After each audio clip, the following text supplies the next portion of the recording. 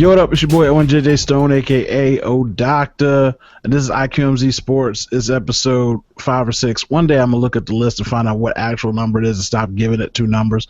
But I don't care. It doesn't matter because we won one for the land. Well, I didn't win one, and it's not my team because I'm a Sixers fan. But they won one for the land.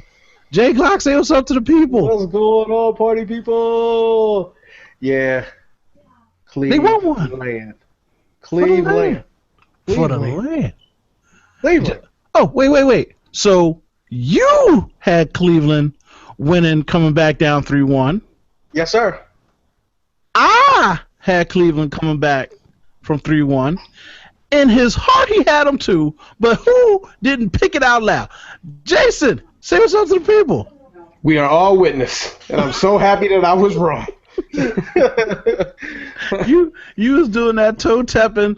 I'm saying that Game 6, Golden State's gonna win. I don't want them to win, but I'm saying they're gonna win. I just go with what I believe was really gonna happen. Man, Golden State lost to 2 players. That's crazy. believe land. So what you believed was wrong. 52 years of evidence, and it all backfires on me.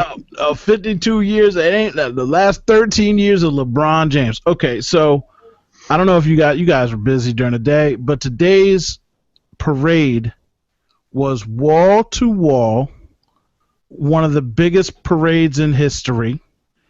They thought 500,000 people were going to be in the city of Cleveland. It turned out to be 1 million plus.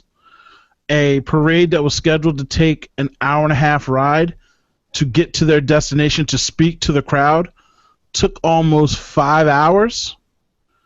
What? It was it was wall to wall people blocking the cars, trucks, and vans. They were all peaceful though. There wasn't any fighting. There wasn't any pushing. Nobody got hurt. It was just a pure, you're literally going to go less than 2 miles an hour so everybody sees you. And they were just backed. It was just amazing to watch. I sat there this morning, and Sports Center started off with a 5-minute clip of it, and then they just stopped talking about everything, and for the next 2 hours showed the parade. And so I switched off, and they were like, well, we don't know what to do. We see this is the biggest thing everywhere. They've got helicopter shots. They've been interviewing, trying to pull interviews with people, but they didn't have a lot of people on the ground on the parade trail because it's not their gig.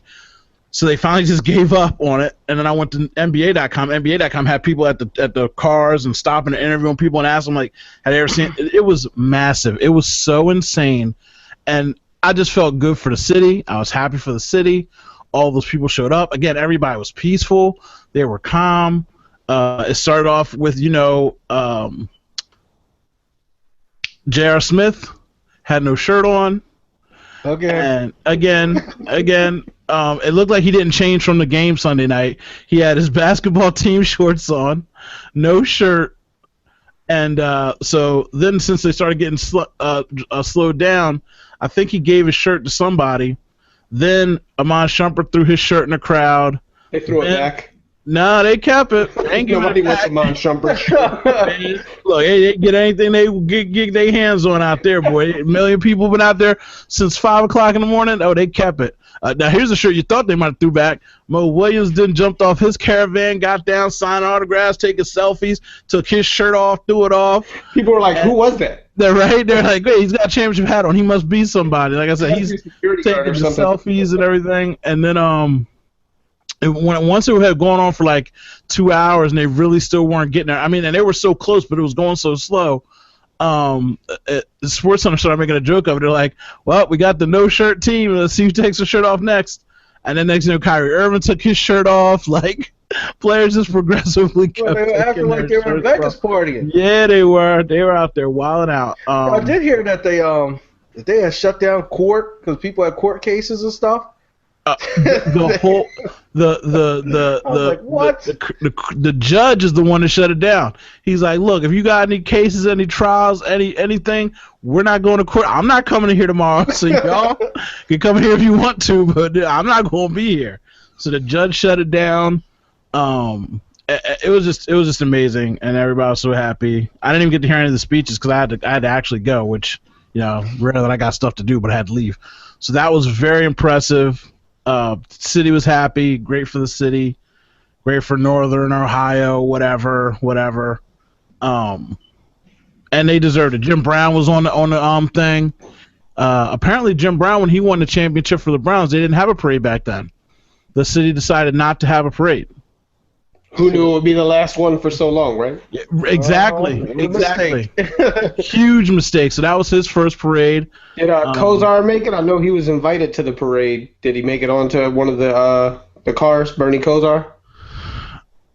I want to say, I don't know. No, I'm serious. He was really invited to the parade. Oh, I believe you. Again, it was just chaos. Most of what I was watching, I didn't even think about NBA Channel because I didn't know I had it. I forget I have it sometimes. But when Sports Center went off, like I said, they didn't have a lot of on the ground. Right. But they had, if he was invited there, he should have been there because they had the radio guys who announced the games on the radio. The local broadcast guys had a car. Like, they had everybody involved with Cleveland there. So, again, we won for the land. He did it. Yay, the land. We ain't the land, so whatever. Who won the game? Who lost the game? Did Cleveland win, Jason, or did Golden State lose? Oh, Cleveland definitely won. They took that game right from them. I've never expected. We dogged Kyrie Irving after games 1 and 2 because he looked so bad. And then he turned into a megastar, not even just a superstar. He turned into, a top 10 player in the NBA out of nowhere? Jay? Yeah, Cleveland shut it down. We started busting up Wardell. Start checking that fool. They finally learned how to play him, and I was glad to see it. But yeah, they definitely won it. Golden State didn't give it away. They blew it, and they couldn't handle it. So I'm glad. And just to backtrack to Jason's point, you two tried to tell me that Kyrie was like superstar, like love superstar, star, not star, just because he got a shoe. And I was like, he got a shoe, and it's a nice shoe. He's a superstar. And then he showed up and shined bright like the sun. Bright like a diamond. Like a diamond, so. It was when he switched to the second version of the shoe. Yeah, it was. I didn't know that was the case. I didn't know he had a super version that he's hiding somewhere. He had the Wonder shoe. He had the Kyrie dark shoe. He went to the Dark Knight. But again, I'm fully in agreement that Cleveland won it simply for the fact that even when everybody dogged Kyrie Irving for taking all those shots when LeBron was just doing the LeBron bitch thing that he did in Game 4, Kyrie was showing, I can get to this rim. No one can stop me from getting to the rim. Now, he missed 7 layups that just rattled in and out, and so, it's a bad shot. It's not a bad shot. It's just somewhat unlucky, which is what I kept bringing up. Like, yeah, he shot, but he was blowing by everybody, and there was nobody going to stop him. And that was with Bogut, and that was with Green. He was still popping off shots at this rim. So after that game, whoever told LeBron stop being a bitch and man up is whoever changed that game. Stephen A. Smith, who is, close to things, not close to things, one of the only people that will say aggressive statements, the next day said, hey, last night I'm looking at LeBron like Kyrie's out here at least trying. He's dying for the team. Where are you at? And as far as I'm concerned, a lot of his friends in his inner circle got in his face after the game and said, yo, you need to man up. You can't sit there and do that. I think the Klay Thompson comments got to him when Klay Thompson basically called him soft. Yeah, he did. I mean, guys talk trash in this league all the time. I'm just kind of shocked some guys take it so personal.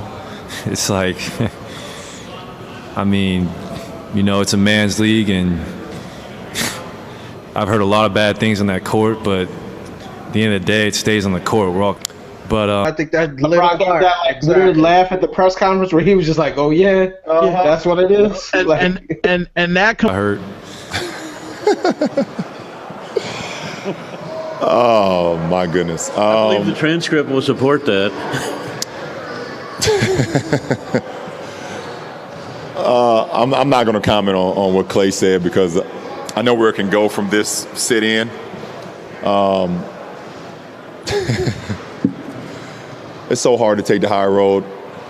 I've been doing it for 13 years. It's so hard to continue to do it, and I'm going to do it again. At the end of the day, we got to go out. We got to show up and play better tomorrow night. Combined with his boys saying, yo, are you this soft dude that they saying you are? Because you can't be this dude. You got to go be the dude if you're going to be the dude. Even in the beginning of Game 7, LeBron was doing that same stuff in the first half, and you just kept looking like, what is he doing? Just get aggressive. But then he ended up with 30 and a triple-double, and you're like, didn't feel like he had that much. And he's still it's Game 7. He almost messed around and lost that game, being LeBron.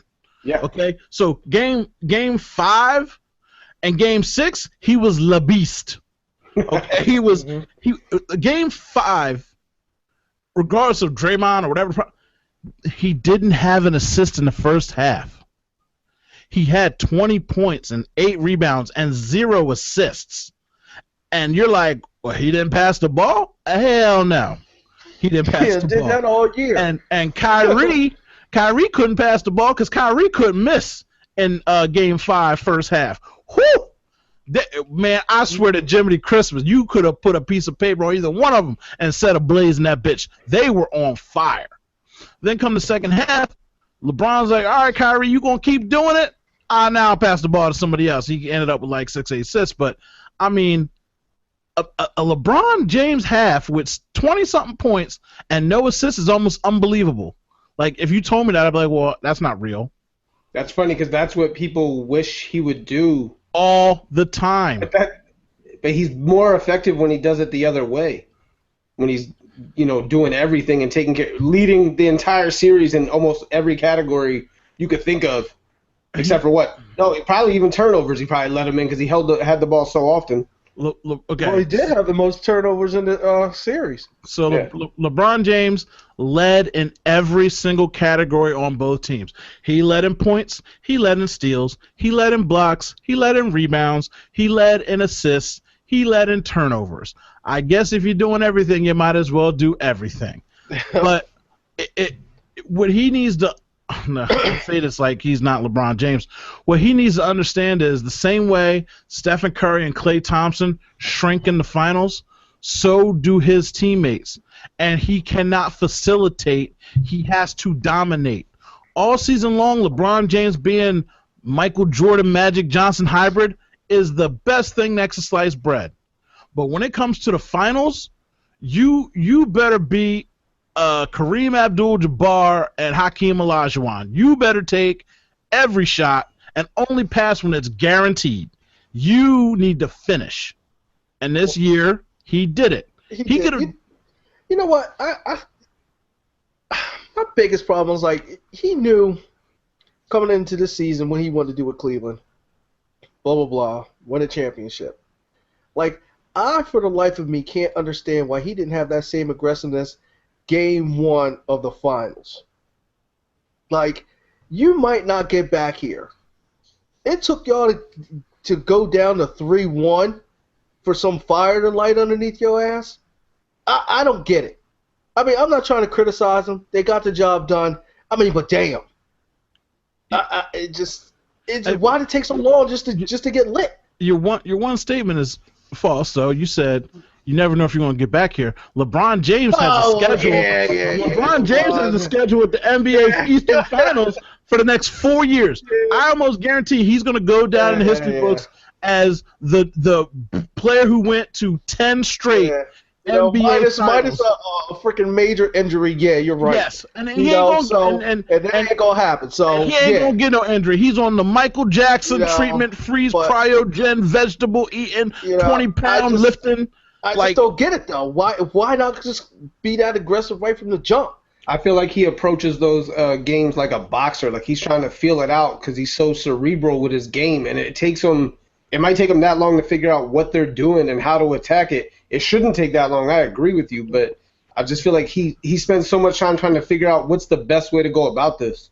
The other thing that y'all saying is, again, Batman Needs a Robin. Yes, Batman can do a lot of stuff, and Batman can tear it down. But every once in a while, you're like, damn, dog, I said, could you disable the bomb while I'm taking care of the bad guys? Just clip 2 wires for me. Help me.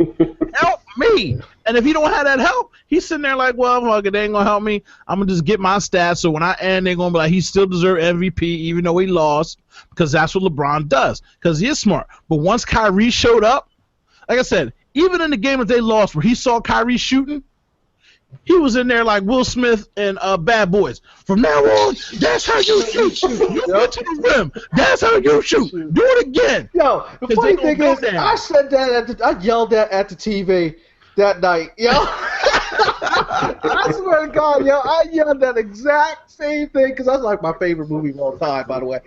I was like, yeah, yes, that's how you shoot.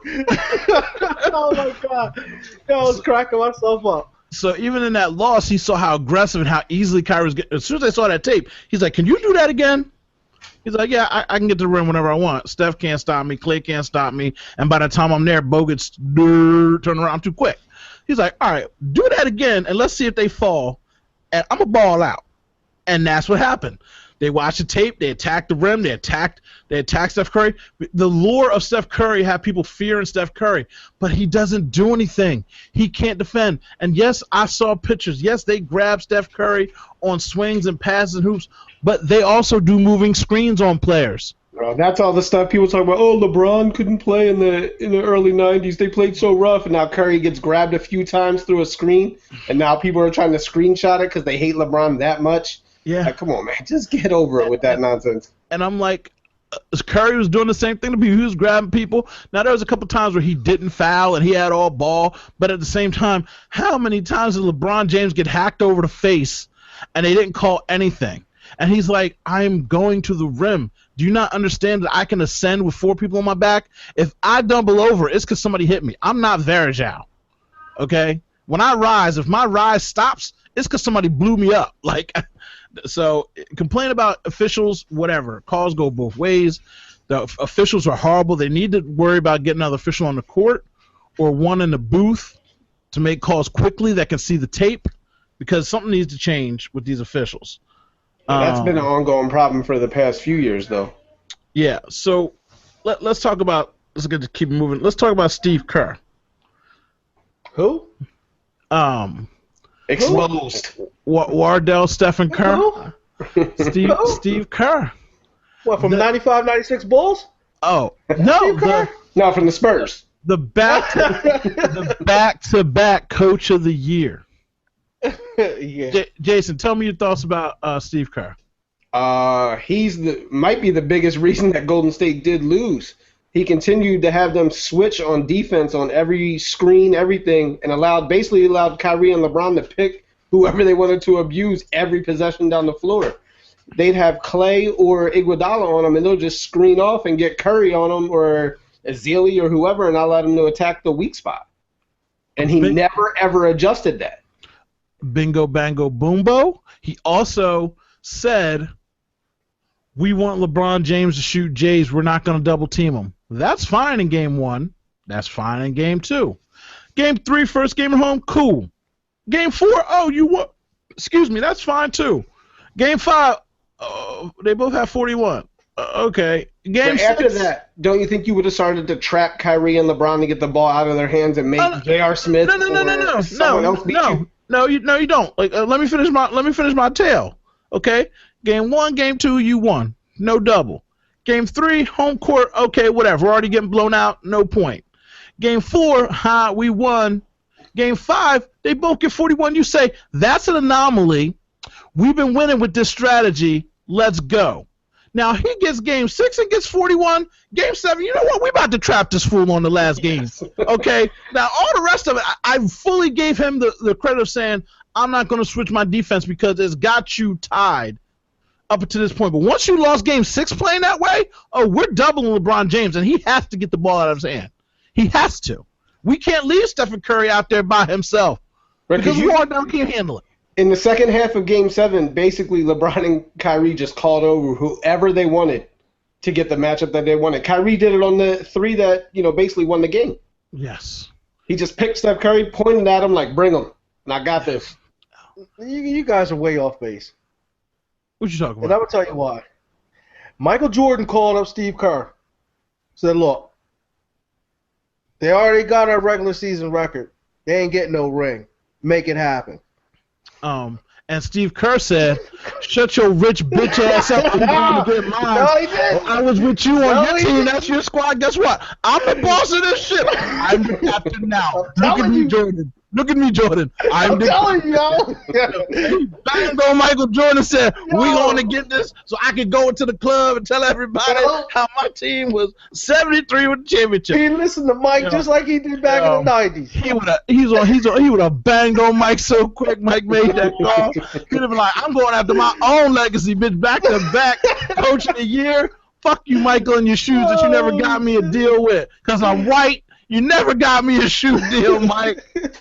Never got me a deal. Oh, God. So I'm sure Michael Jordan made that call. I know Scottie Pippen made the call. Somebody made the call. Scottie Pippen and Jordan, not Jordan. Jordan ain't say nothing. But Scottie Pippen and Rodman, ooh, they was all up in their ass the next day, boy.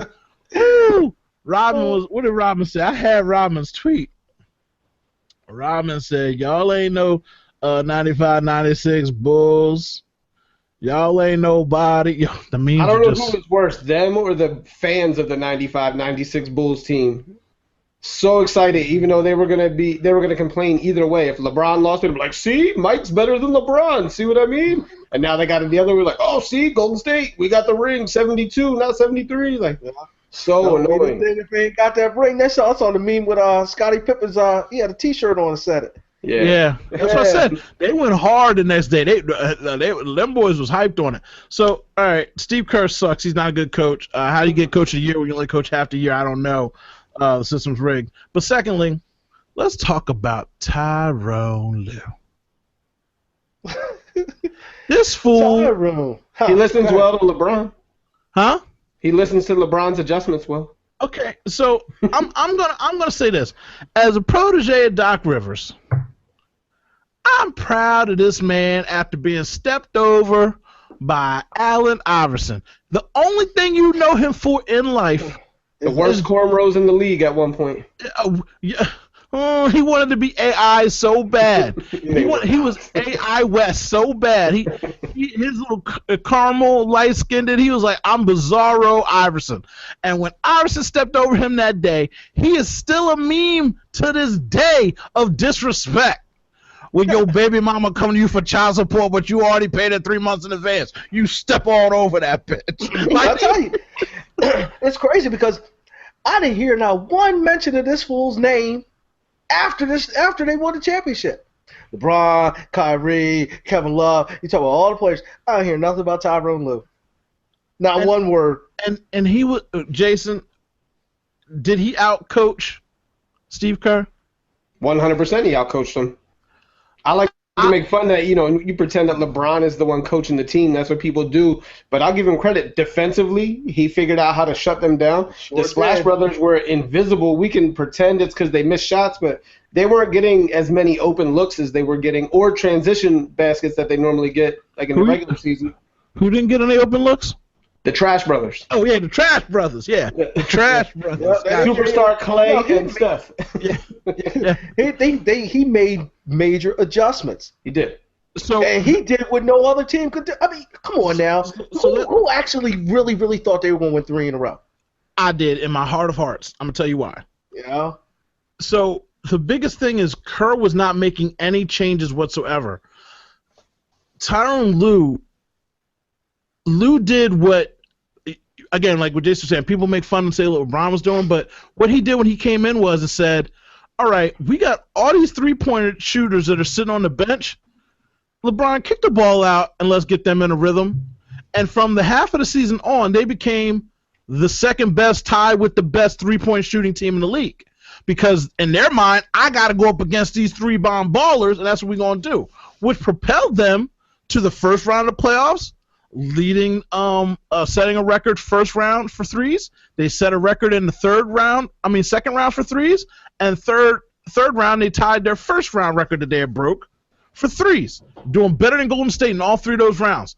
Then once they got to Golden State, They said, we can't play that way. I kept saying, like, where is Fry? I know Fry can hit threes, but Fry can't defend on the wing. And Fry wasn't a good rebounder, so he never saw the floor. That's coaching. He said, I need these threes to blow by whoever I thought we were going to use against Golden State, but I can see the way they're playing it. No, that's not how I'm going to do it. We're going to beat them up inside. The smartest move he made in the fourth quarter when Golden State went to their death lineup that they call it, that small ball lineup, he kept Love and Tristan Thompson on the court, and that's when they started out-rebounding them, and they shut them down, and Love and Thompson were able to guard them and not allow them shots out on the perimeter. Let's just talk about Kevin Love and he came through in Game 7. He came. Not only did he come through. First of all, when everybody was bashing him, I'm like, if you ever watch a football game, it takes players a week or two to come back from a concussion. Mm-hmm. He sat out 4 days, so no matter what you say, oh, he only had 2 points. He still has a concussion. He's still groggy. Whatever you say, he's manned up enough to go out on that court. The next game, he gets you a couple of points. He gets you a crap ton of rebounds and offensive putback, and he got fouled a lot. And then in Game 7, he was rebounded out the wazoo. Oh, man. And offensive rebounds, he had more than half of them for the team. And he had the defensive stop of the game on Curry when he stuck with him, and Curry was trying to dribble around him. Oh, the whole time. Oh, Love was just sitting out there like, bitch, I'm not letting you go. They're not going to catch me on tape. Letting you skate on me, bitch. In his mind, that's the truest like part of I can't let this happen to me mindset. Because I was so scared when I saw him line up in front of him. And that's why. Yeah, you just knew you were like buckets, right? Yeah. So let me tell you. I know Jason doesn't remember back in the day, but I was on a wrestling team, and remember how much I sucked in wrestling, Jason? Stone Cross, I remember. Okay, so the Stone Cross, right? That's my move, right? So playoff game, our first playoff, the first team's playoff, whatever. Riverside. Yeah, it comes down to me, and mind you, I'm probably like 2-13 for the season. Like I always lose, and I lose quick, right? I do try, but I always lose. The dudes are always bigger than me. I was whatever. But that last game, that last match, when I walked out to the court, everybody looked at me like, thanks. Oh, all right, clap it up, clap. Like they looked at me like, nigga, gonna lose. We lost this fucking playoff game, and I could see that everybody's eyes like, yo, they already know we lost. I was like, we lost, and I felt that. I'm like, my God. Everybody already knows we lost, right? I even get on the mat. I get on the mat. I'm wrestling the dude. The dude's got me on my back. And for like 5 seconds, as soon as the ref came down to clip the thing, hit the one down, and I was like, I can't do it. I can't do it. And all my heart, I pushed my weight over, flipped the dude over, and put my arms out like this and pinned him. Stone Cross was born. I saved the day. Everybody went crazy. People crying. They can't believe it. I can't believe it. But in that moment, I'm like, I can't do this. And I saw that in Love's eyes. Love looked at him as like, no. For the love of God, you're not going to do it to me. It's not going to be me. LeBron hugged after the game. Oh, thank you. After he left him hanging on the high five after that one game when Love went to high five and he started screaming at him. After this one, he was like, big hugs. Let's do it. Like, he was like, man, I love you so much. I love you so much, man. I just do. Also, you know, Kevin Love showed up with a Sports Illustrated swimsuit model to the parade today. I did see that. Oh yeah, so, he had that hot bunny on his arm. Kevin Love is, you know, he's enjoying life right now, dropping dimes on him. Probably took her from Klay Thompson. You know, somebody had put this up. Oh yeah. Picture up. LeBron hugging LeBron. And they took Love out. And then my favorite John, somebody had the picture up of Kevin Love. It was just a picture, and then they did a voiceover, and he was like, "Nigga, I thought you was gonna mess this up for us, but you did. You came through. You got rebounds. I appreciate you sticking Curry, but you know you suck though, man. You keep quiet this whole season, man. I might bring you back. You know what I mean? But thank you for sticking Steph, man. I love you." And then it was just like, yeah, that's true. That's pretty much how he felt. Like he just couldn't take it. Yep. They even invited Kevin Love to the after party for that one. They're like, yo, Kev, you can come this time. I mean, when the plane took a pit stop in Vegas, they ran JR back on the plane. Was like, yo, Kev, you can come. You ain't got to sit on the plane. After all those times they had Mozgov with him and he's sitting on the plane by himself, like they take Mozgov and I can't even hang out with these guys, man. I hate these guys. Like, So, Skip Bayless, his last week on First Take Sports Center was on Tuesday. I didn't even know that. So I was watching the show. Yeah, it was a great show. Yeah. I personally love Skip Bayless, and I think that I love him because he loves the Cowboys so much, and Stephen A. loves the Eagles, and the Cowboys are in a downturn of suckage. So watching him get hyped on it and then have his feelings crushed year after year brought some kind of joy to my heart and spirit. Like, I don't know, I just got lit up on his way out, though, by a bunch of people from ESPN. Oh, yeah, I did see that too. Costello lit him up today. Like, they didn't let him have it. Now that they can finally talk bad about him, they've been holding that one in because ESPN won't let him say anything bad. Yeah. But, like, he's gone. I'm going to let this one go. That's a bitch-ass shit. And my thing was about that is some bitch-ass shit. You couldn't say it when he was there. You get suspended from ESPN if you say it, though. Yeah, I mean, but I'm saying, though, you should go. I mean, like I said, you're going to wait till he's gone to go say some stuff. And, again, it's his opinion. Now, and what I'm bringing him up for is his opinion was that Kyrie should have been the MVP. Yeah, I heard that. For the finals. He had a good argument. He had a very, very good argument. It made me think. I was like, hold on a second. You are making a whole lot of sense. So when he brought up the basic fact that in game 1 and 2, Kyrie was trying. He put together a little bit of stats. He's like, but game 3, it was Kyrie and LeBron. But game 4, he's like, game 4 was sparked this whole thing. And the same thing I'm bringing up. He's like, Kyrie is the only one that cared. Kyrie said, yo, you don't want to shoot LeBron? You don't want to do anything, JR? I'm going to do it. And he went out there and he tried to Westbrook it. But he didn't do it out of control. He didn't lose his mind. He did it out of heart and making an effort to try. And like I said, the layups weren't dropping. They're good shots. And then the next game when he had 41, and the next game he had 30, he was still the catalyst in the beginning of, like, he was just unconscious shooting. Like, and then in game 7 when they needed a big bucket, who put it down? Because I'm sitting there the whole time in the fourth quarter, I'm like, get the ball to Kyrie. Now, LeBron had did the thing earlier where he shot that 1-3, boom, hit it, and then he faked it, got the big dude, Azili, to hit him on the 3, and then hit the 1 out of the 3 free throws. No, 2 out of the 3 free throws. He did that, but he wasn't hitting any shots in the fourth quarter. And I'm like, get the ball to Kyrie. You know what? It's crazy because you say that because you guys probably both actually watched the game. I was listening to it as I was driving in the car. Okay. I had to listen to Sirius satellite radio and listen to ESPN. And I was listening to it, and when the score was tied at 89 for so long, I was thinking something was wrong. I was like, why is this? Because it was like for like 6, 7 minutes of the fourth quarter, they would just no one could hit a shot. Nobody could make a shot. Yeah, they were dead tired or whatever. But, I couldn't actually visualize what was going on. It was a lot different just listening to it on the radio. And I'm like, what is going on? I was like, but I'm not here. I wasn't hearing Kyrie's name, really. No, LeBron was doing his LeBron thing. He was dishing the ball to anybody. He was driving in. He was making the right play, but nobody was hitting the shot. He was driving the ball, dishing it, and then they would take a shot, but they were missing. I'm like, just stop. Give the ball to Kyrie and let him take it up the court and shoot it. And once they did that, boom, the 3 happened. Yeah, because and then because I was listening to it and they I guess it was more like, I don't even know. I think the commentators were like from Cleveland or whatever. I don't even know. But when I heard that shot go up and he's like, "Oh, step back," and he drained it. Oh man, I went crazy in the car. I was like, "Oh my God, thank God, somebody hit a shot." Yeah, because nobody could score on either team. Because damn if I wanted Golden State to win.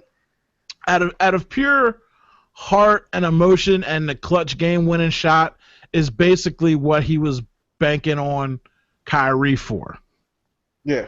But you still got to give it to LeBron James because of the simple fact of why, Jason. Most points, most rebounds, most assists. That's not even rehearsed. It's just common sense. I threw you the biggest lob, and you just hit it into outer space, and that's what it is. And again, my favorite moment in life is, when LeBron James blocked that shot. Oh my God! Oh my God! Yo, Yo! What, Oh my God! First of all, But real quick, there's another reason that you know that LeBron was the MVP, and Owen, you'll vouch for this. I watched the game with one of the biggest LeBron haters in the world, my brother, and he was like, "Man, you gotta give it to LeBron on that." yeah. I just looked at him like, "What?" What? You gotta give it to LeBron, is it? Yeah. All right, now back to that block. The block. So first of all, I don't make meme things, but like you saw the meme where they have him where he's blocking the championship from Iguodala, but we both posted the sports science on this. Yeah, Jamal Charles speed. The distance he had to cover, he would have as fast as he ran, he'd be the fastest running back in the league. Same as Jamal Charles, they said. Same speed as him. Everybody's 60 pounds heavier than Jamal Charles. Yes, and like 8 inches taller. He's just bigger. The wind resistance alone he had to push through. I didn't even realize when that play happened how J.R. Smith altered the shot for that, 0.2 of a second. Otherwise, again, Iguodala did it. Okay, Iguodala was hurt, but Iguodala played it right. He felt J.R. Smith on his back and coiled to loop it around to like, all right, I got you, JR. You're coming now. Right. Looped it, and you can see him looking. He's like, JR, and everything got dark all of a sudden. He was like, what is that shadow? And it was like,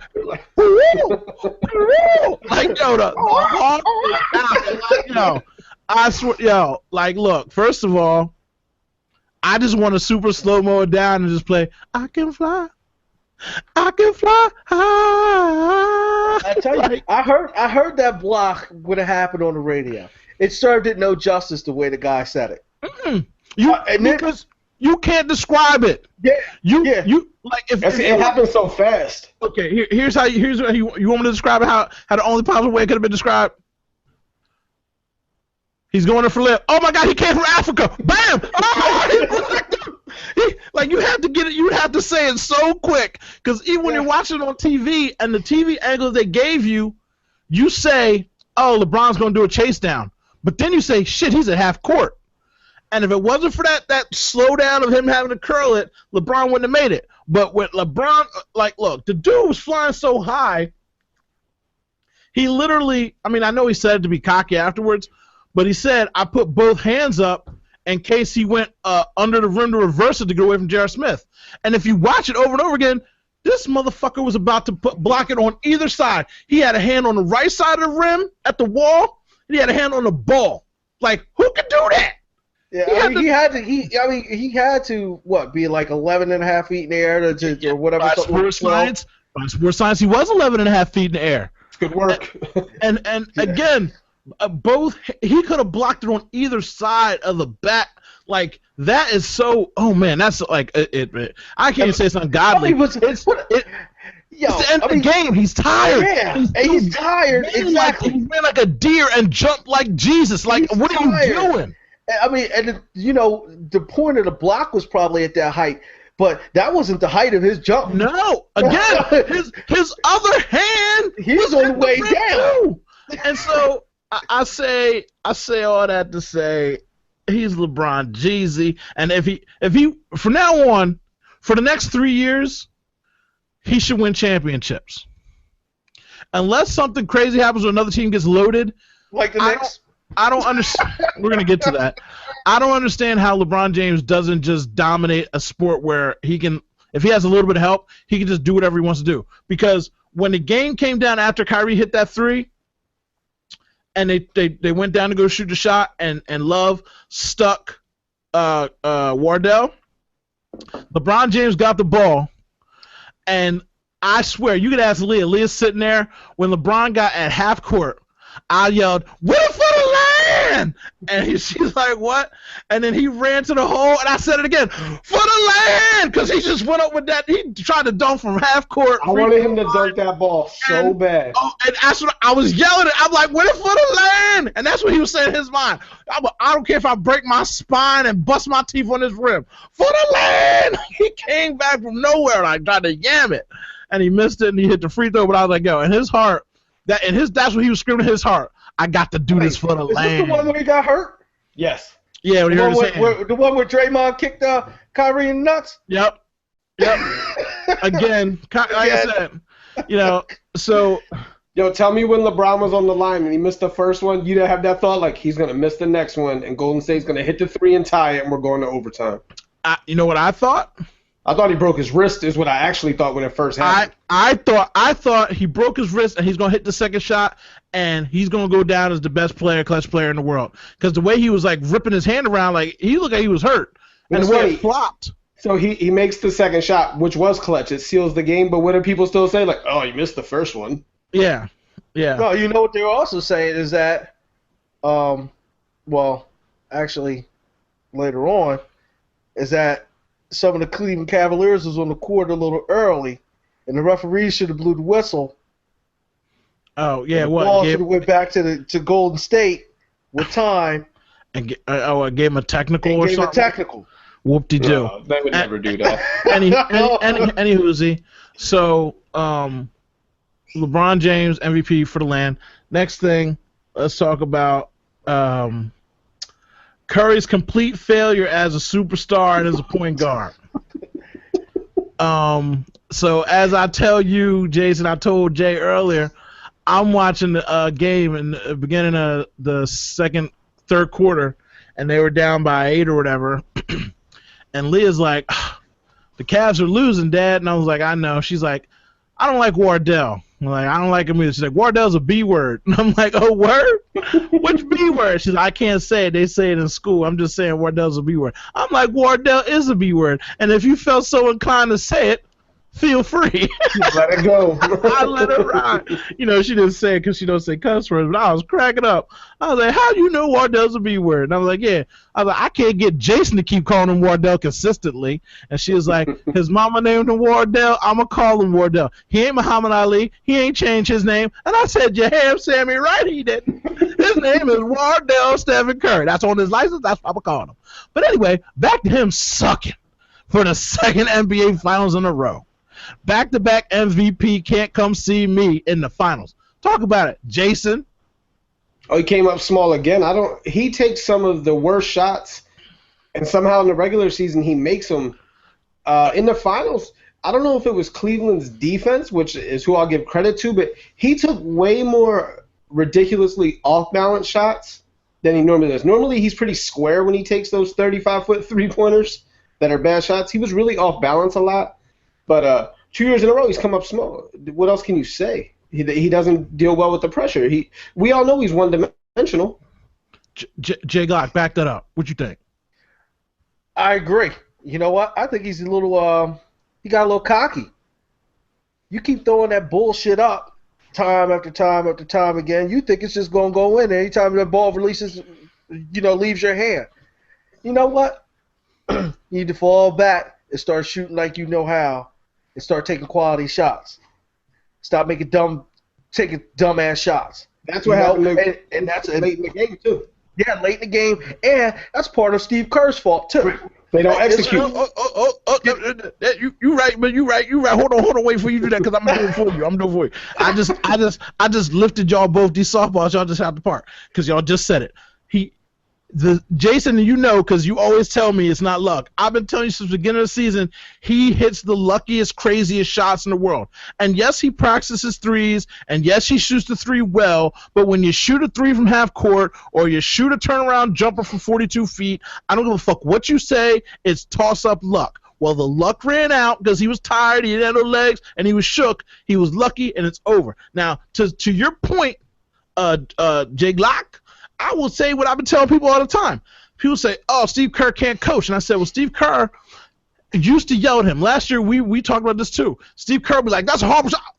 And then he'd make it. And then Steve Kerr would go sit back down. Steve Kerr would get up and like, I don't take that. Oh, he made it. And then Steve Kerr would go sit back down. But at the end of the year, he's like, oh, fuck it. The nigga hitting everything. I can't do nothing. Go ahead. Play how you want to play. And he got coach of the year. This year, hey, he didn't even coach half the year. If Luke Walton could do it, hey, go ahead, play how you want to play. The finals came around. And he kept telling Wardell, stop it. And Wardell said, I could throw up these threes any way I want. And guess what? He kept turning the ball over. The only time they had plays run from your point guard is when Steve Kerr would call a timeout. And they'd run that one play, they'd score. Every time out of a timeout, the play that he called, they would score. Wardell wouldn't listen otherwise. So what MVP unanimous back-to-back NBA champion point guard, golden boy of the league, he gets put on the bench to start the fourth quarter in Game 7, one that doesn't listen. And Steve Kerr was like, you know what? We're going to lose this game. I'm going to teach you a lesson. You will now be coached from here on out. You know, even the play where we're giving Kevin Love all the credit for guarding him, Curry could have got to the rim and got an easy, quick 2 on that to put the pressure back on Cleveland. But he wanted nothing to do with getting to the rim, and Love knew that. He didn't have to worry about getting blown by at all. That's why he was able to stay so close to him. Hey Jay, I mean, you be balling and hooping. If you're in a Game 7 and you've been playing like trash, are you throwing a behind-the-back pass on the sideline? No. Yo, Clay gave him the look on that one, too. Like, did. what the fuck, man? Yeah, like, what are you thinking? What the hell was that? And again, since he's the goal boy, like, okay, so Wardell is trash. Wardell's great during the regular season. He was never unanimous MVP. He is not the best player on the planet. He is the best shooter on the planet, and only the best shooter from beginning to end of the regular season. Once he gets to the playoffs, he's small. And if he didn't have Klay Thompson to bail him out 2 times, he wouldn't even have made it to the finals because he shrinks under pressure, and I can't stand it. And he couldn't even get the ball to Draymond Green after Lord knows Draymond Green was on fire. Draymond Green. He was. I can't stand that fool. Draymond Green was coming to Game 7 with a pitchfork and a torch. And he was like, I'm burning the city down. And then at halftime, what happened? Why couldn't they find the ball? Give the ball to him. You are the MVP point guard of the NBA. You can't get this ugly wildebeest the ball. You saw what really happened, though, right? Why he couldn't get the ball anymore. After halftime, LeBron was checking him. They switched up the defense. LeBron was like, yo, that's done. Forget that. Draymond's not scoring no more, and he didn't. But as the point guard, that's when you try to run a screen and just drop the ball off and let him try, let him throw up a shot. Again, Draymond Green was Curry, he was Thompson, he was Kerr, he was 6 for 6. That's the first time I've ever been like, you know what? Draymond Green actually is good. Because I hate everything about Draymond Green. I hate everything about Draymond Green, too, but he has games like that. But that, and then when he stayed on the court to shake LeBron's hand after that, I like, you know what? Maybe I'm wrong about that guy. And I was like, I still hate him. No, you're right. You ain't wrong. He's a scumbag. Yeah, that's why I was like, no, I don't like him. No. But as a scumbag, he also knows to have respect because he wants to give respect. And he also knows that, unlike the rest of his team, he doesn't want to be seen as a bitch. When Klay Thompson walked off the court, Wardell came back out and waited to shake everybody's hand. I mean, he let him celebrate. He did walk out, but then he came back out afterwards and made sure he shook everybody's hand, gave everybody a hug, and all that kind of stuff. And they said, "Go on, little nigga." Yeah, bye, Aisha. Yeah. Okay. So first of all, I sent out a tweet to Aisha, and I said, let me guess, your Riley hacked your account, to which this dude came and attacked me. How you gonna bring her family into it? I'm like, they brought their family into it. All I said was, and then I'm like, bro, go check out the people saying that his daughter should be murdered, and I didn't say none of that. He just came at me like 4 or 5. I was like, are you her cousin or something? Like, why are you berating me when I barely said anything? I'm like, go read all these death threats that people were talking on their family. I'm like, they brought their family into it. He can't check his wife. LeBron James' wife has been in the league with him for 13 years. She ain't tweeted there one time. His mom ain't tweeted one time. He done lost many a day. Okay? LeBron's mom, everything. That's a different story, but again, I'm just saying, his mom did what she did, but she ain't did it on Twitters. You know, she just did it in the back room with ex-players. Now, let me finish what I'm saying. Let me finish what I'm saying. Aisha needs to be checked. And what she was doing, I've been talking about Illuminati, and they arrested my black dad, and they can't have nothing, and it's rigged. And I'm like, what's the chubby white dude that always reports on LeBron James? Brian Windhorst. Oh, he lit her up that night, did. ASAP Rocky. He leaned into her with the thug shuffle. He was like, oh, that's funny. So I guess the NBA was rigged when your husband won the MVP last year, when he won the NBA championship last year, when he got all those endorsements over the summer last year. And they definitely rigged him for him to have the unanimous MVP. You're right. It's rigged. It's all rigged. All rigged. Like, and I'm like, yo, shut up. Right? Bye, Aisha. That should be the new thing. So forget Felicia. Bye, Aisha. They were selling those shirts. Yeah, they were. Oh, I just that. Yeah, they were. They were. Bye, Aisha. Yo, So again, Wardell, the worst person in America. Hands down. We all agree. Hand down, man. Mama, there goes that man. So what else? The Sixers are gonna draft Ben Simmons, #1 overall tomorrow night. I heard the craziest thing tonight on a NBA special about all the top draft picks. They said, don't be shocked if the Lakers deal what's the dude's name with the cell phone? D'Angelo Russell. If they deal Russell and draft Chris Dunn. Dunn. What? Yes. The rumor mill is now that which would make total sense. Russell, one, is not going to be a superstar point guard at all. He's not. He's He'll be a averaging. good role player, that's all. Even Yeah. though he got killed playing with Kobe and them last year, Kobe didn't let him get the ball and be a point guard. No, he didn't. But he also the coach didn't want him on the field for a certain reason, and that certain reason came to fruition when he was ratting people out and being immature and probably not doing what he's supposed to do in practice, which is why he didn't want him on the field, on the court. Excuse me. So, if I could see that happening. What did I tell you about Chris Dunn earlier today and you laughed at me? Because for the Sixers. I know, no. What type of player he was? I said. Oh, I'm not talking about you his said shooting potential Westbrook. I say he's like a Wade Westbrook hybrid type player. And I laughed at you because, again, for our team, I don't believe that. For the Lakers, I believe that because I don't give a fuck about the Lakers. If they fall, good for them. But to a man, that move makes a lot of sense, which would shake up the Ingram move, because if that happens, then my dream of us trading with Boston to get the third pick to pick up somebody isn't going to happen because they're going to take Ingram. Boston will take Ingram like, what? Yeah, they would. Yeah. They'd be like, "Whoa, we got Ingram!" They are not. They would love for that to happen, and I can see it happening. But my thing is, who do they trade Russell to? Because apparently they're trying to shop him, but they didn't say who they were trying to trade him to. But I could really see that happening because, and especially in the Western Conference, you got to go up against Westbrook, Curry, Paul. You know what I'm saying? So he take would Russell in Philly as a role player. He wouldn't have to be the star here. He went to high school with Ben Simmons. Again, they brought that up too, to which I say I don't mind that. I wouldn't love it, but I mean I wouldn't hate it because they need another shooter. Exactly. And so but that's just something to watch for tomorrow night. What do you think about Ben Simmons, Jay Glock? I think it's a good choice. I don't. Every time I think of the Sixers, I don't know. I just get all frustrated. But I think them taking him #1 will be it's going to be good. I'm worried about what they're going to get later on and what they're going to surround him with. I don't. The Sixers, I never have confidence in them getting a good player and them surrounding them with the right cast. That just drives me insane. So I don't know. I don't even know. We haven't had a good player in a long time to get, first of all. And when we went to the championship game, they did construct the ultimate Iverson necessary team to maximize Iverson.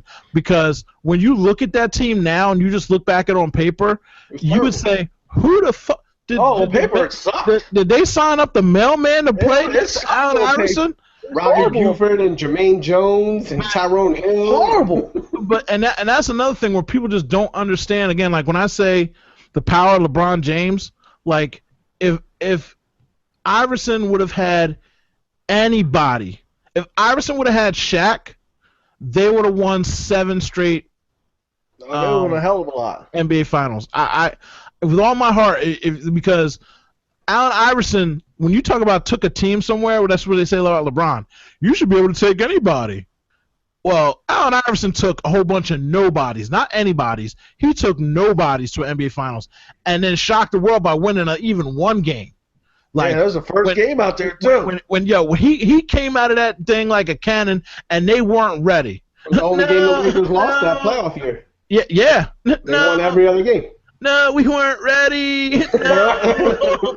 Like, he came out of there like, he came out of there like the dude in the Matrix in the elevator scene. Just you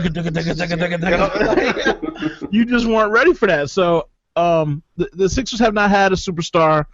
Ben Simmons is going to be a superstar. He's going to bring a lot of attention to the city, which the new management, and after all the losing and all the assets we have, even if the Sixers didn't do anything right now, I would say that it would be the most different and entertaining season ever, and I would name them the 76er Godzilla Squad. Like, everybody's over 6'10", and there's going to be a whole lot of twos to do. They're calling them Monstars on the radio. Yeah, or something like that. There you go. Hey. Yeah. That's cool. The Monstars, because they got to do something. Well, no, it's just because everybody's 6'10" plus. Oh, I know. So there's a whole lot of swatting going on. I didn't realize Simmons was that big until I saw that picture with Embiid yesterday. Oh, yeah, he's 6'10", 6'11". Yeah, a lot of guys are listed 6'10", but they're really, 6'8", 6'7". Like, he's all 6'10". He's there. And he's 6'10", and he has. And the reason he even came close to Embiid is because he had his sneakers on, and Embiid had on flat flip-flops. Embiid's like 7'2" now. Yeah. So, even if they don't do anything, the talent around him is supreme talent. It's just not cohesive talent to build a team, per se. I just need to see one time where Simmons breaks his guy down and lobs it up for Embiid to dunk it, and then that's it. I'll just be happy. And by lobs it up for Embiid to dunk it, you mean Embiid stands by the rim and goes like this? No, I just want one of them monster dunks, like just where he throws it up way too high, and you're like, he's not getting that, and then you're like, what? Oh, some LeBron shit. You can't. But that's the thing. You can't imagine Embiid jumping too high. If Embiid jumped, he could probably sit on the top of the rim. That's not even a joke. I know. I literally believe, like, in a dunk contest, like a dunk king type shit, like Embiid could run up, jump, and sit on the rim. Like, when he hops, it's so insane. He stands there and he can dunk. Like, he's so big and he jumps so high, and even when he shoots threes, it's like he's looking down into the rim. No wonder he can hit threes as a big man. Like, he's so athletic, and I wish that he was just real. I wish he was real. That's the best thing you could say about him too. Yeah, I wish he was real. He's just not. He's the Loch Ness monster in my heart. And he's not real. He's like a vampire. I know all the movies look good and they make it realistic, and CGI has come a long way. But I ain't worried about nobody twinkling in my starlight or biting me in the middle of the night. It's just not gonna happen. So yeah, but that Russell thing from LA would shake up everything tomorrow. Did you see that Foot Locker commercial with Russell and Simmons in it? Yeah. Yeah, and he's like, what do you want me to do? Man, straight to these up, be something to me. Russell's like, you got a phone? Ben's like, yeah. All right, give me a phone. He throws it in the ocean. Did you see Nick Young's tweet about it? Oh, he's like, real funny. Real funny. I guess, people were saying, I was like, you don't keep Swaggy P over Russell, but at the same time, Russell just is Russell. That locker room probably doesn't trust him. No, not at all, and I don't think they're ever going to trust him. No locker room going to trust that fool. A new locker room will give him a fresh start because he already learned his lesson. They still ain't going to trust him. No, he just has to room by himself, that's all. Yeah, that's it. He ain't sharing no room. I don't care what the budget says. Yeah. I'll pay for it. Right. Shoot, I'm not sharing a room with him. I'll pay for his own room to have. So he should move, and if that happens, like I said, that's a big shakeup to what's going to happen tomorrow night. What else is on my list? Oh, D Rose. Professor X is going to the Knicks. Hopefully they have handicap accessible entrances at the Garden. Because he played a lot of games last year. Rose Garden likes to roll on through. Oh, he played a lot of games last year. He didn't play all of them. Right. He also said at the beginning of last year, the thing that made me just hate him. Oh, I yeah. never had a problem with him.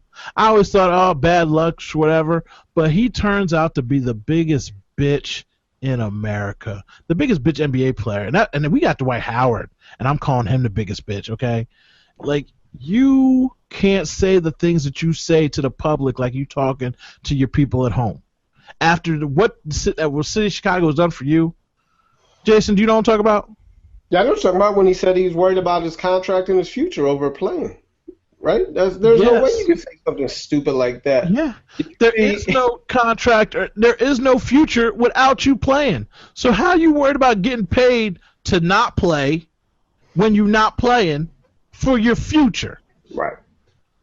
Yo, after that trade got announced today, 2 Mets players got hurt and had to leave the game like within 30 minutes.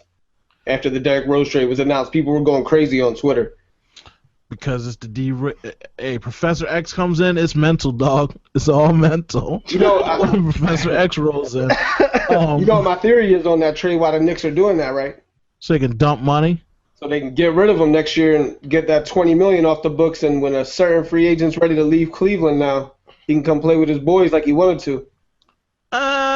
He wants to play with Melo, Paul, and Wade again. He already said that. He did say that. Melo's already there. I just saw something about Dwight Howard in the Knicks. Is that? Well, Dwight Howard opted out of his contract, which already makes the Mike D'Antoni hire a A+ for Houston, because he was like, man, I'm opting out. They were like, all right. Yeah. Anything to get Dwight Howard off your roster is a good thing. I did see that, and they got Porzingis, so they don't need Howard. And the only way somebody's going to take Howard is if Howard's ready to take a backup role, hopefully work his way into a starting role. I did He hear a wants good that- spot for Howard that would actually make a lot of sense for him. Where? If he took Bogut's spot in Golden State, because Barnes will be there. Like, he could play that role, the rebounder, defensive guy there. Like, it really does fit I well. don't like that. Fuck And Golden set State, screens because he's big as hell. Like, Yeah. So that'd be a problem.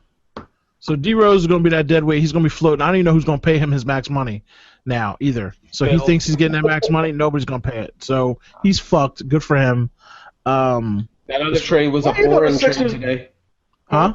That other trade was a boring trade today. The Jeff Teague trade. Oh yeah. Oh, yeah, Atlanta, yeah. Atlanta. 3 teams, all boring, just a completely boring trade. Yeah. Hey, you know the Sixers would pick up some hurt D Rose. No. No. No. Stop it. No. No Professor Better X and fucking Phil. not.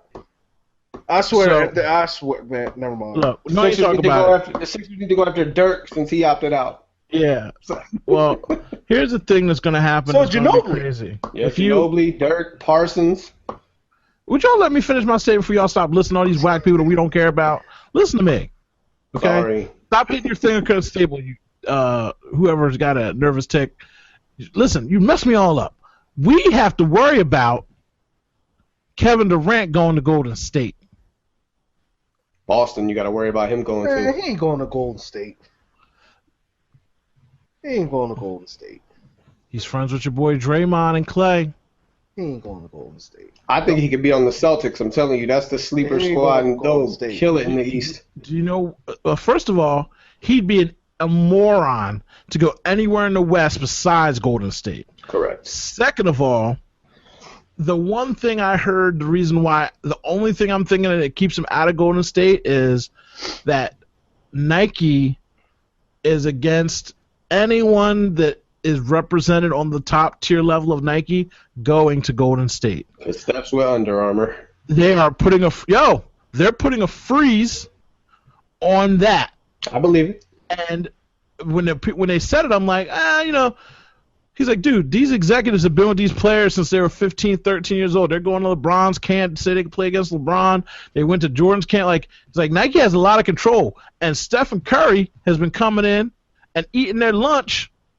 Number one selling shoe, just passed LeBron this year. Number one selling jersey. Now that has a lot to do with nobody ever had his shoes or had his jersey.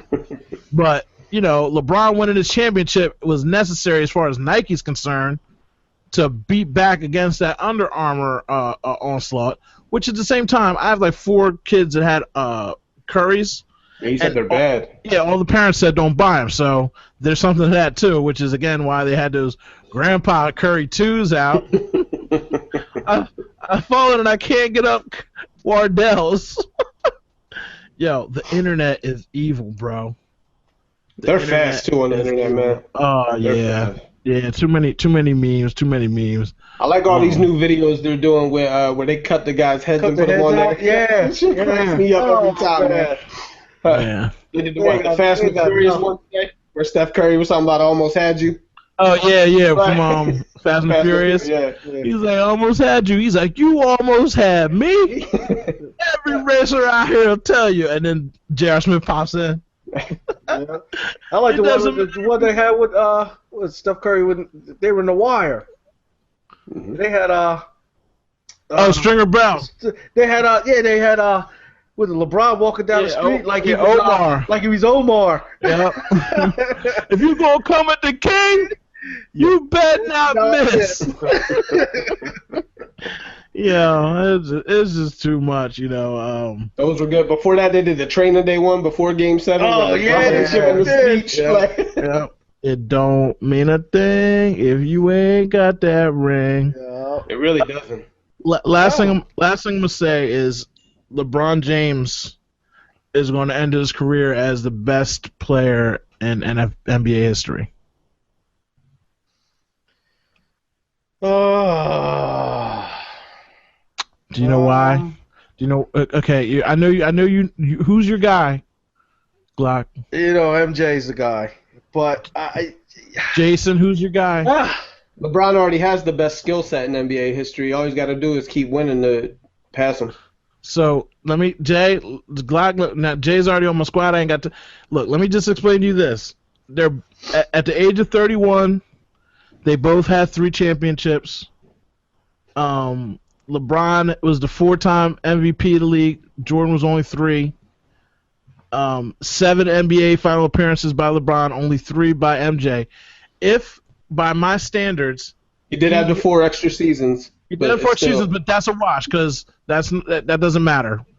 That doesn't matter. I don't care about that because if Jordan was Jordan, he would have ascended earlier than his time came. But he needed players to help him. Again, I don't. That's not what we're talking about. We're talking about 2 people. I don't give a fuck about. You know what? The coach, he ain't had no Phil Jackson. LeBron James been winning without a Phil Jackson. He's had the shittiest coaches. Shut up and let me finish my statement. Fuck no! Don't add shit onto this. I'm making a general 1-to-1 statement. When LeBron James goes to 4 straight more NBA Finals, and even if he wins 2 of them, he is better than Michael Jeffrey Jordan. He took 2 teams. He took a team with basically anybody's. He hasn't had a real coach. Okay? I mean, Lou. Yeah. Hold on. And Spolster. This is what's going to separate them. I want you to think about this. As Michael Jordan never showed up for a game. Yes, the 4 or 5 times he went out in the first round. What? He didn't win every time he walked in the playoffs.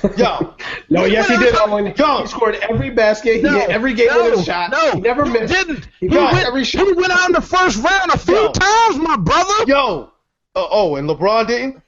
Jordan ain't never get sweat. I answered the question. He never get sweat. I answered the question you asked me. You said the playoffs. In the playoffs? I didn't say playoffs. I said he just never show up. Jordan you could always depend on Jordan in the game. You could watch a game and see LeBron on the court and be like, whatever. I can always count on Dellavedova in every game. I can always count on Dellavedova in the game. There's always dudes that got hard to play hard every game. Dellavedova? Yeah, and somebody who just gives hard and plays all the time. Because somebody who plays and gives hard all the time, 100% of the time. It ain't just Jordan giving hard all the time. Steve Kerr came out there and played with hard all the time. Sure he did. Like I said, there's more people than just Jeffrey Jordan that did that. Give me another reason why, because that's not cutting it. What do you mean that's not cutting it? That's all you need. That's all you need is heart. He never came out there and just disappointed you. Mike Jordan never disappointed you, period. He did when he went out in the first round of the playoffs multiple times. No, what to the bad boys? What are you talking about to the Pistons? I don't care who it was to. When LeBron lost to the best power forward in NBA history, what are you saying? LeBron lost to the best power forward in NBA history. The best. Number uno. He lost to the Spurs. Yo. So when you just brought up the bad boys. LeBron lost to the best too. Yo. It just happens that he keeps going to the finals. Okay, anyway, got it. Six finals appearances by Jordan. It doesn't matter. 11 NBA appearances by LeBron. It does matter. It does not matter. Because if you had a choice between the two, who would you pick? In 4 years, LeBron James. No, it ain't no 4 years. Who would you pick? LeBron James. Right now. LeBron James. Why? He just came back from 3-1. Nobody's ever done it. He's taken 2 teams to the league. Any team he's on instantly becomes NBA Finals champion. And guess what? When Jordan left the league and then came back and blah, blah, blah, that's great. He ran off 3 more in a row. I get that. But at the same time, he didn't go there 7 years in a row or like 6 years in a row. He went there 6 times. Like, LeBron James has been consistent, brother. Like, backity, just to be there. Like, again, when I say, unless you're on LeBron James' team and you're in the Eastern Conference, oh my God, you have not gone to the finals in 6 years. And that's my point, too. There ain't nobody in the Eastern Conference. Who's in the Eastern Conference? Again, it's not his fault who he plays against. It's not his fault now. Because he's the best player. When you're the best player, it doesn't matter who's in the Eastern Conference. You know why I can say that? Because he just beat another Western Conference, so it doesn't matter who's in the league when you go against LeBron James. You're going to lose, brother. It don't matter. He beat the best of the West, so beating the East. One time?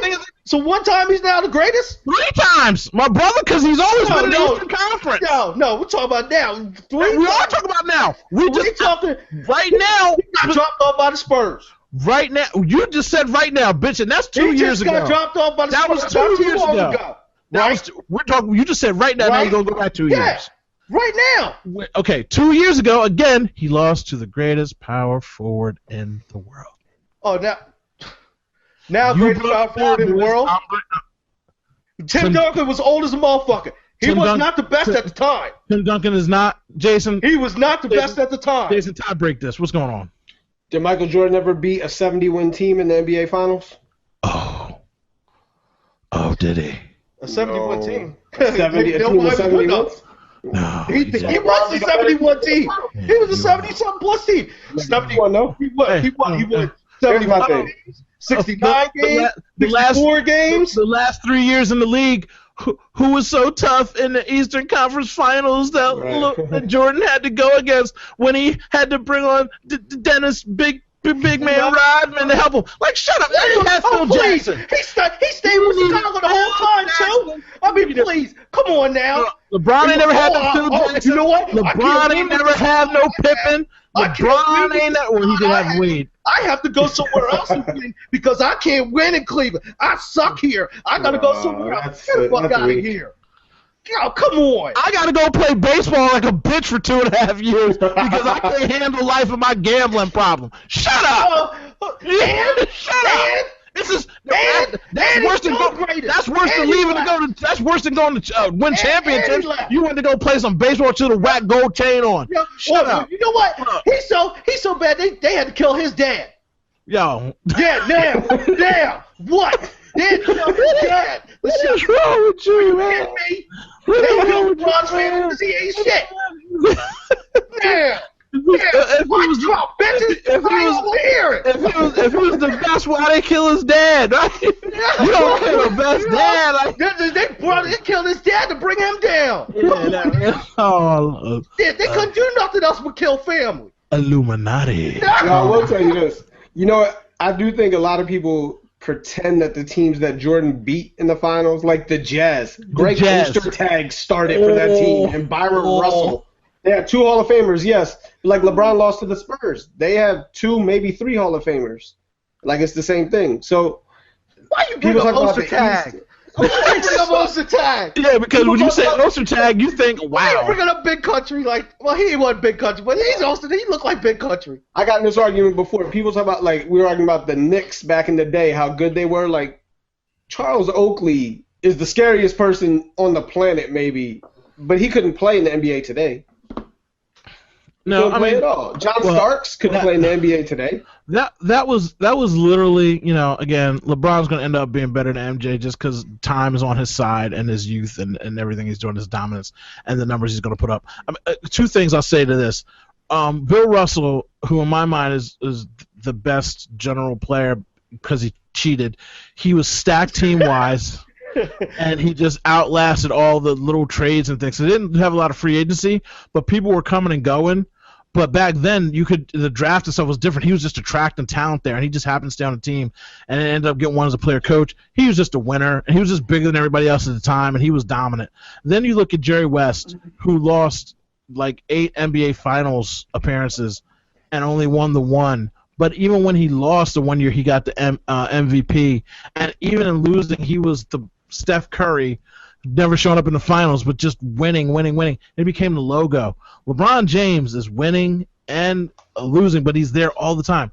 There's nobody in modern history who's going to be able to say, I went to 7, 8, Wilt was 9. 2-4 and played with 8 Hall of Fame players and still went 2-4 in the finals. Yes. And he's still the greatest player ever, probably. Yes. The greatest player ever. So LeBron has got time on his side to eclipse Jordan, and also people don't like old. So the older Jordan gets, the more his lore fades away. Oh, I think his lore is growing. It's weird how much it's grown.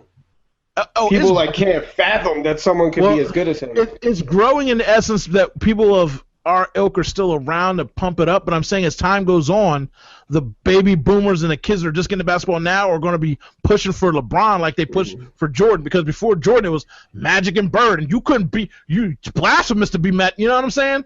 But as time pushes back, it's going to keep going. I mean, Jordan's got his sneaker and all, but I mean, I'm just saying. LeBron James has time on his side. LeBron James is the best player in the NBA and is the best player in the world. He's filling up every stat sheet. Jordan ain't blocked 9 people, and Jordan ain't blocked nobody from Africa. I don't care what nobody say. Yes, he has. Jordan does have. People keep saying he got that one block versus the Knicks where he chased down I can't remember who it was, and he killed that shot. The one, but LeBron does it all the time. I mean, whatever. So, and it's also not fair because LeBron's just a physical. LeBron's like the Shaq of regular people. Like, Shaq was just the freakiest center of all time. Like, you put him one-on-one against any other center besides Hakeem Olajuwon, and he would eat their lunch. And if there were no fouls called, he would eat Hakeem Olajuwon's lunch too. But LeBron is just like that. He is the Shaq of, I'm just going to run over you, jungle people. I mean, do what I do, make it do what I do, shake, shake. But last thing, I don't like the fact that the Golden State Warriors were so cocky and full of themselves. I am fully pleased that they had to eat some humble pie, telling me that they're better than Showtime, which, regardless of how many games you won, Showtime was just special. Didn't they do that as a joke? I mean, was it a joke, or they were serious about that? Oh, Klay Thompson told somebody. That was because his dad was on Showtime, though. That's why he said that. I think he was kind of saying that. Oh, I don't know. I think he said it and he meant it, and then his dad backed him up. His dad was like, "Yeah, they definitely beat us." Well, his point was because they make more 3-pointers, but he's like, mathematically, it'd be hard to beat them. Of course you're going to get cocky, though. If you win 73 games, you're going to get cocky. There's no way you're not going to be. See, again, I don't know. I remember when Jordan and won the 63 games, the 72 games.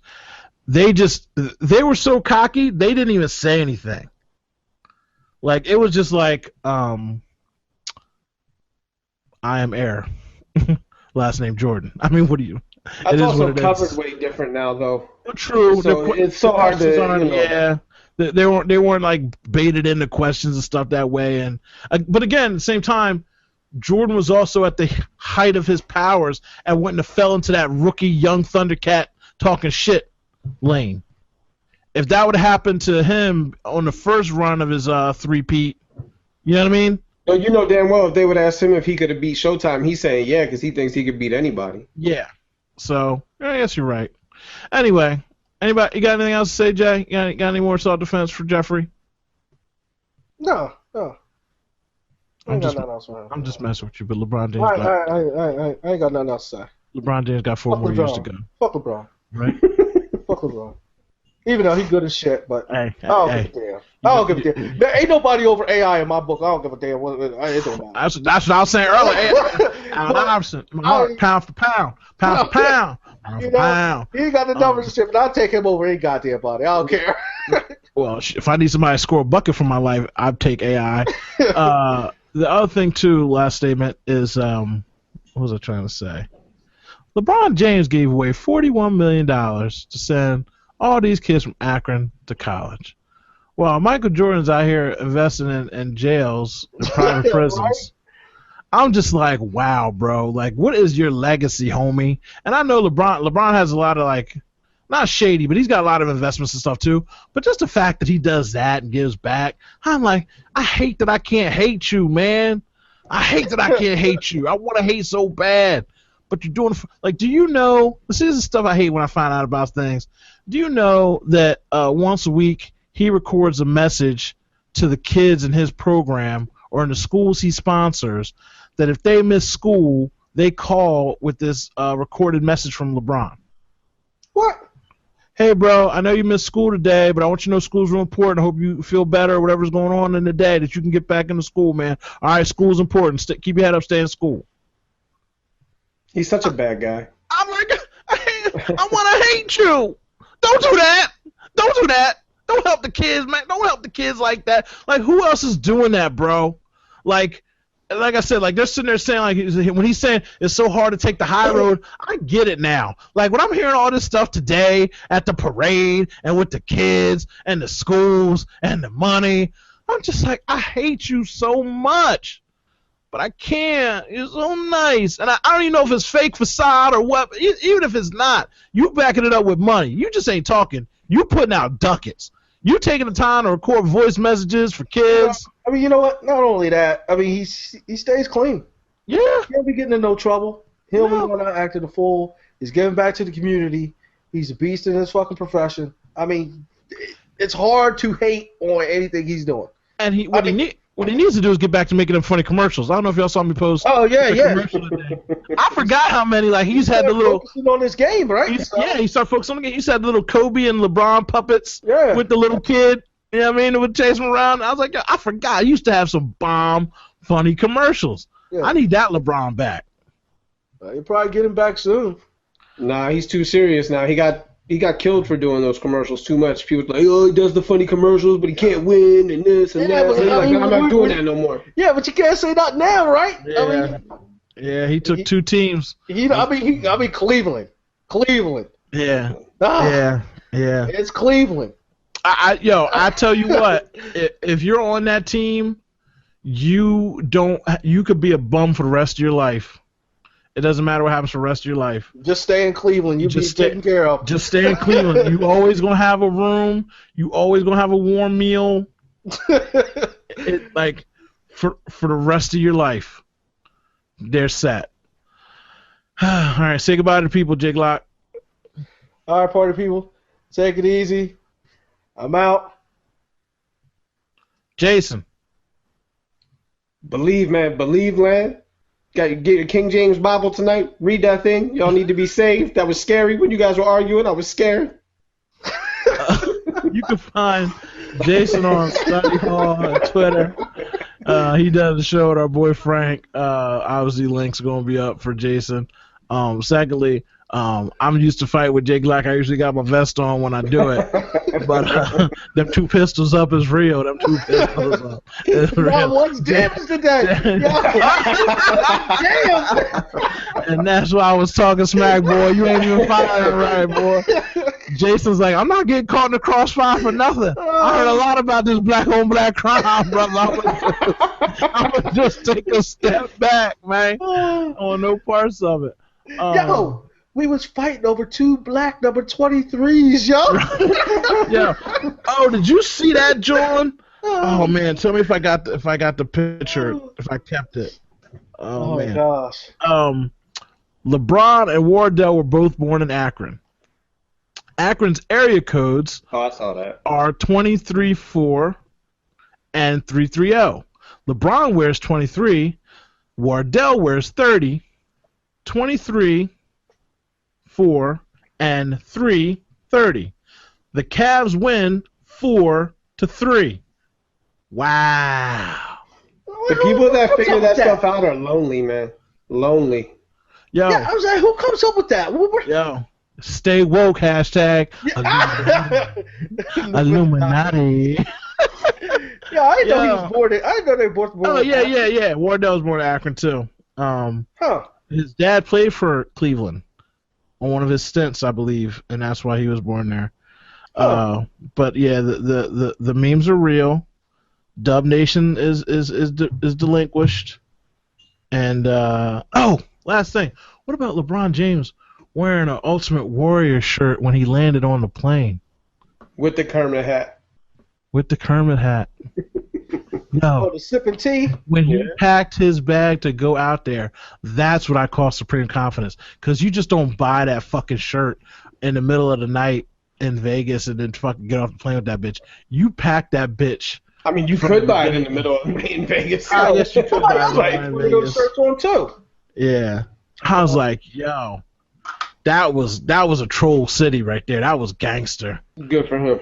Good, yo, Ultimate War. You didn't see that, Jake Lock? No, I didn't see that. Oh, But yeah. I like Yo, that. he came off the plane with the trophy in hand with the Ultimate Warrior. That was my boy too back in the day wrestling. What you gonna do? Back it up a little bit. That's too blurry. There we go. What you gonna do, brother? Oh, there you go. What you gonna do? Yo, Oh. I'm just like, yo, he is a beast, yo. So, all right, we're out. Yeah. Draft tomorrow. Will Okafor be a Sixer after tomorrow? Hope to God not. I don't like no Okafor.